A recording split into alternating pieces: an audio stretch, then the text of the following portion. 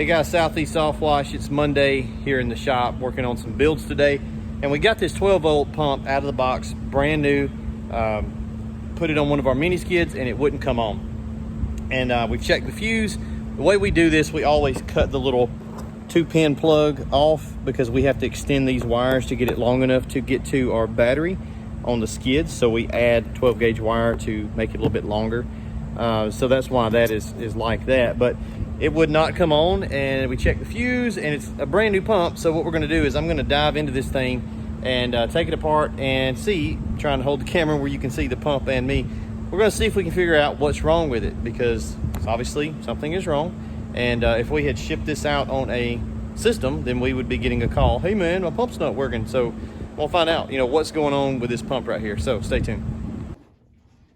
All right, so took it apart out there in the shop, brought it in here with some better lighting, and we've got the 12-volt pump disassembled, like I said, brand new pump. So this is the head of the pump.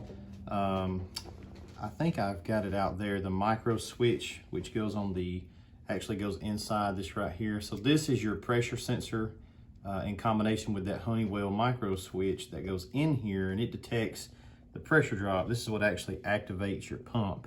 Is this little assembly here along with the switch that's out there. I think I set it down outside. So you've got your diaphragm parts here, and what happened is this little shaft, right, here's your motor. That's actually it's an electromagnet. It's your little electric motor. It spins and it turns this shaft, but as you can see, it's offset. There's a high spot in it.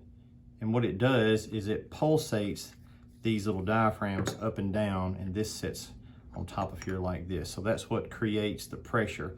So all that stuff looks good, no problems there. But when I got this apart, I had to go back out in the shop because this bolt, and there's another one that come up through the bottom of the pump here. It stripped out on me. This one's okay. The other one I had to get the impact and kind of ease that long bolt out. Once I got that out, this slides off, and we're left with kind of all the parts here of what we've got, the guts of a 12-volt pump. So when I took it apart, what I could tell, what I noticed was this right here, this coil was pressed back, and they're just soldered in place. So there's your incoming negative and incoming positive, and they're soldered down right there. And this was just smashed back like that, and it was touching. So all I did was pulled it back down, and we should be good to go. So everything is spinning freely. I don't feel any resistance in it. So we will put this pump back together and see if it works. The reason these pumps go out is because, and it doesn't matter, guys, how you mount them. You could mount them upside down.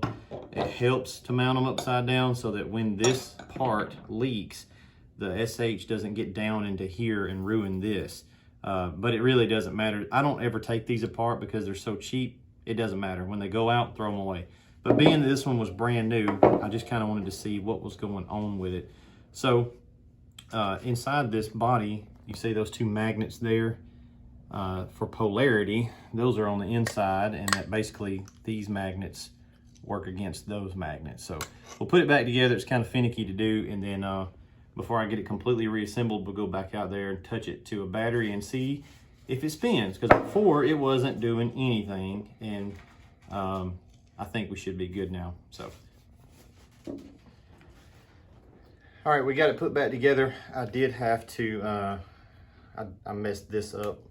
This little piece that's made at the factory, the connector. So I just replaced it with a standard one out there in the shop. So we'll plug that back up. All this stuff is back like it was, put back together. It's dirty because my hands were dirty. But what we shall do is see if I can do this. I can get it on there. Whoa, we're gonna have fun if we touch them all together at the same time. We'll put our negative down just to hold it. And let's see. We are running. All right, good as new. So, guys, listen, these things are made in a factory by people, humans, and sometimes they mess up. So this thing was brand new out of the box. If you get one and it's giving you trouble, remember, the thing about troubleshooting is it's already broke. So take it apart and see if you can figure it out what's going on with it. It might teach you something about how it works. And best case scenario, you fix it and you learn something. Worst case scenario, you replace it anyway. See ya.